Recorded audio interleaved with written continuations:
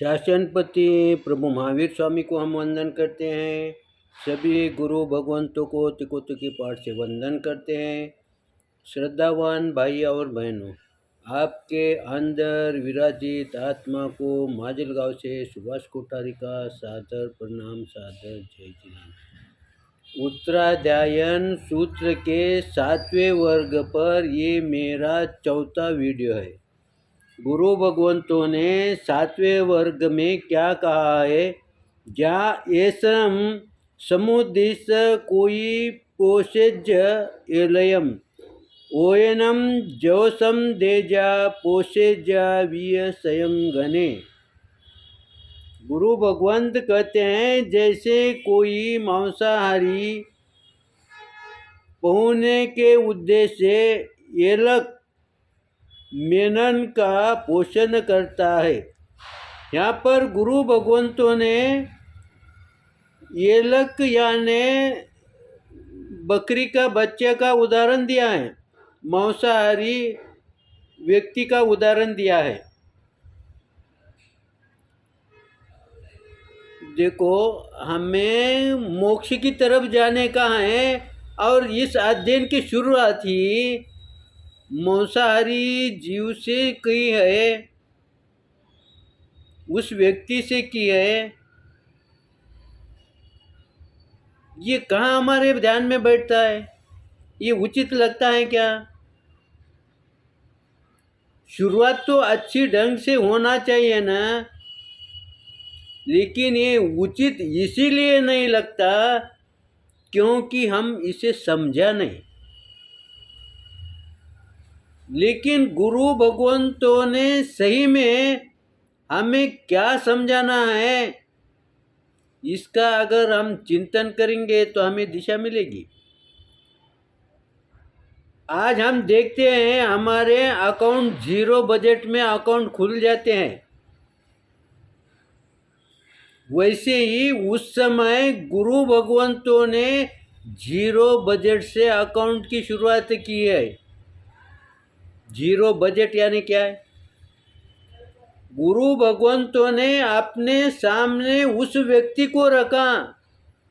कौन से व्यक्ति को रखा? जो बिल्कुल पापमय होगा, अशुभ कर्म से लबालब भरे वाला होगा, चिकने कर्म से लबालब भरे हुआ होगा, ऐसा जीव को सामने रखते हुए हमें समझाने की कोशिश की है। क्योंकि जब हम कहीं आगे बढ़ने का है तो हम क्या कहते हैं कि देख वो सामने कैसी तरक्की की है, यानी हमारा ध्येय कैसा रखते हैं? हम ऊंचा रखते हैं सामने चलने के लिए। लेकिन अगर पीछे चलने का है, अगर हमारा दुख देखने का है, तो हम क्या करते हैं कि हमारे से भी ज़्यादा दुखी जीव है उसको देखते हैं। जब उसको देखते हैं तब हमारा दुख कम महसूस होता है कि नहीं?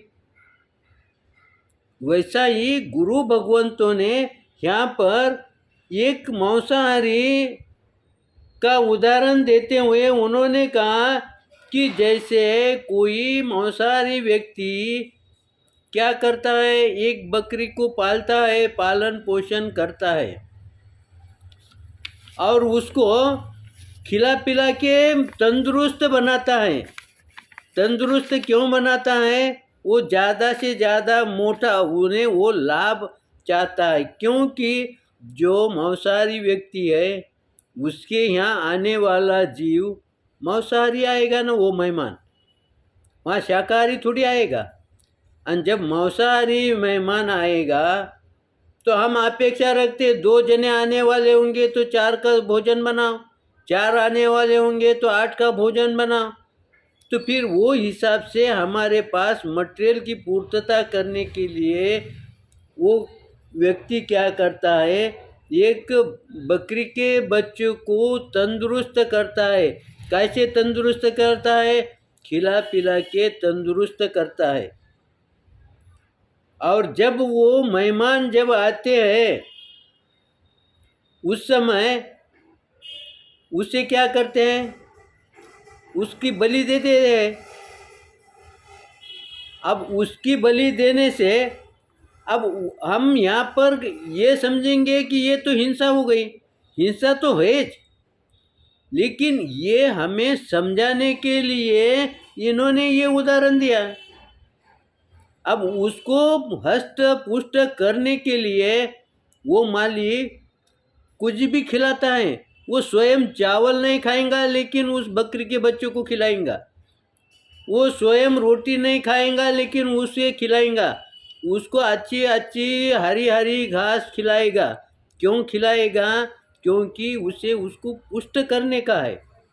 और पुष्ट करने के लिए वो क्या करता है, उसको जो होना उचित मात्रा में वो हर पल उसे देते रहता और हर पल उसकी तरफ ध्यान रखता।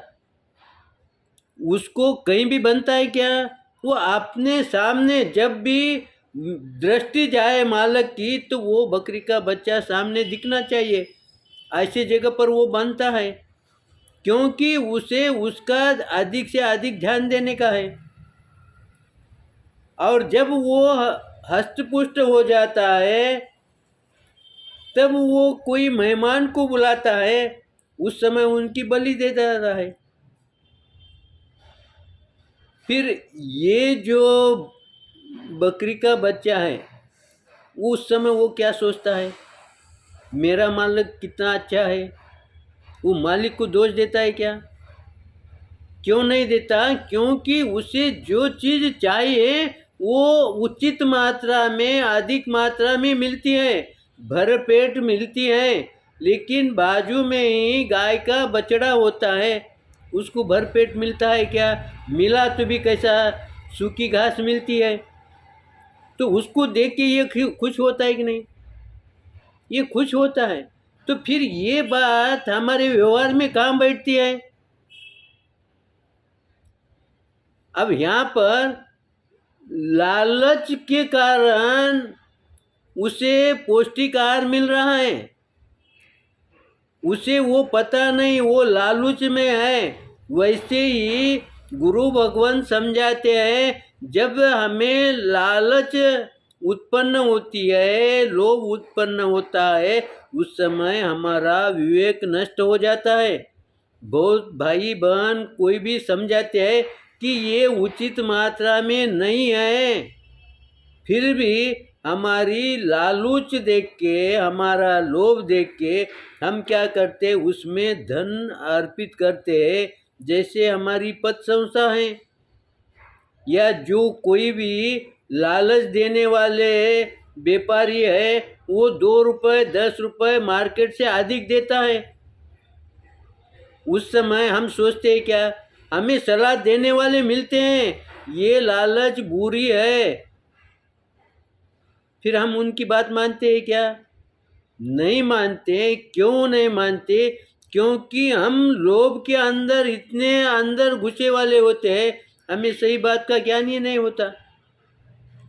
और जब सही बात का ज्ञान नहीं होता है, तो उस समय हमारे से जो लाभ उठाना चाहता है, वो हमें अधिक से अधिक प्रलोभन देता है।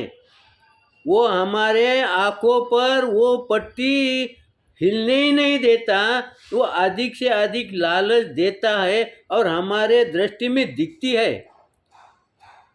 वो लालच दिखती है, हमें वो धन दिखता है, इसलिए हम क्या करते हैं, अंदर के अंदर उसमें अधिक से अधिक पूंजी हम उसमें लगाते हैं।